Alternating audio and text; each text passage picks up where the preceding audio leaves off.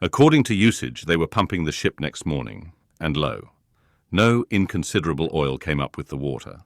The casks below must have sprung a bad leak. Much concern was shown, and Starbuck went down into the cabin to report this unfavourable affair. In sperm whalemen, with any considerable quantity of oil on board, it is a regular semi-weekly duty to conduct a hose into the hold and drench the casks with seawater, which afterwards, at varying intervals, is removed by the ship's pumps. Hereby the casks are sought to be kept damply tight, while by the changed character of the withdrawn water, the mariners readily detect any serious leakage in the precious cargo. Now from the south and west, the Pequod was drawing nigh to Formosa and the Bashi Isles, between which lies one of the tropical outlets from the China waters into the Pacific.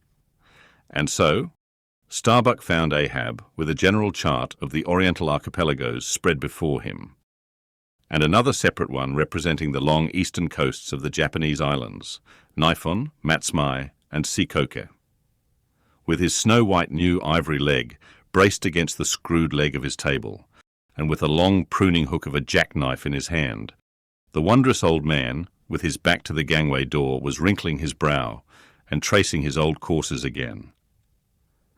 "Who's there?" Hearing the footstep at the door, but not turning round to it. "On deck. Begone." "Captain Ahab mistakes. It is I. The oil in the hold is leaking, sir. We must up Burton's and break out." "Up Burton's and break out, now that we are nearing Japan? Heave to here for a week to tinker a parcel of old hoops?" "Either do that, sir, or waste in one day more oil than we may make good in a year. What we come 20,000 miles to get is worth saving, sir." So it is, if we get it." "I was speaking of the oil in the hold, sir." "And I was not speaking or thinking of that at all. Begone. Let it leak. I'm all a leak myself. Aye, leaks in leaks. Not only full of leaky casks, but those leaky casks are in a leaky ship, and that's a far worse plight than the Pequod's, man. Yet I don't stop to plug my leak, for who can find it in the deep-loaded hull, or how hope to plug it, even if found, in this life's howling gale? Starbuck, I'll not have the Burtons hoisted." "What will the owners say, sir?" "Let the owners stand on Nantucket Beach and out-yell the typhoons. What cares Ahab? Owners, owners? Thou art always prating to me, Starbuck, about those miserly owners, as if the owners were my conscience. But look ye, the only real owner of anything is its commander, and hark ye, my conscience is in this ship's keel. On deck."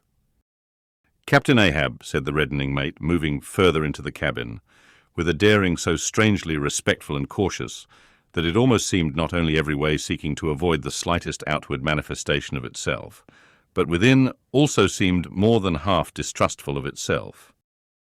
"A better man than I might well pass over in thee what he would quickly enough resent in a younger man. Aye, and in a happier Captain Ahab.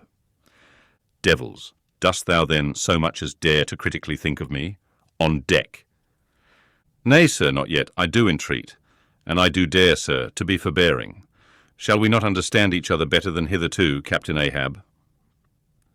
Ahab seized a loaded musket from the rack, forming part of most South Sea men's cabin furniture, and pointing it towards Starbuck, exclaimed, "There is one God that is Lord over the earth, and one captain that is Lord over the Pequod.